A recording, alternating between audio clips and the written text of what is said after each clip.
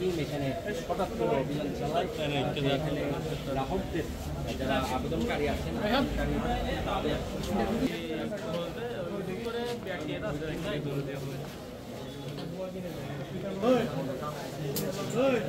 গ্রাহকদের সাথে কথা বলে কিছু অসঙ্গতি ধরা পড়ে এবং কিছু দালালের সাথে সরাসরি যোগাযোগের চেষ্টা করি। তো তাদেরকে ফোন করাতে কয়েকজন আমাদেরকে রেসপন্স করে নাই এবং এই কারণে আমরা প্রকৃত সত্যটা এখন উদ্ঘাটন করতে পারিনি। তবে আমরা কিছু এই যে রেকর্ড পত্র নিলাম এখান থেকে, যেগুলোতে অসঙ্গতি আছে মনে হয়। এখন রেকর্ড পত্র পর্যালোচনা করার পরে এখান থেকে যে যে অসঙ্গতি পাওয়া যাবে এই অসঙ্গতি গুলো নিয়ে আমরা একটা প্রতিবেদন দাখিল করবো এবং আইনগত ব্যবস্থায় নেওয়া হবে।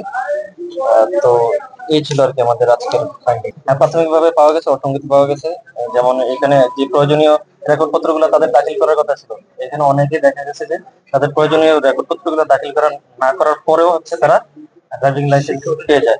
বিশেষ করে যেমন শিক্ষাগত যোগ্যতা সহ এবং অন্যান্য যে কাগজপত্রগুলো দাখিল করার কথা ছিল এগুলো তারা দাখিল করে থাকলেও কোনো ক্ষেত্রে দেখা গেছে ফেক এবং ভুল লক্ষ্য করা গেছে, এবং এগুলো যাচাই করা হবে প্রকৃতপক্ষে এগুলো তারা সঠিকটা দাখিল করেছিলেন কিনা।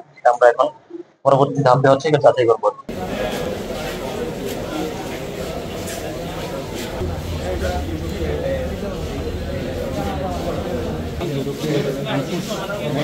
টিম এখানে হঠাৎ করে অভিযান চালায়।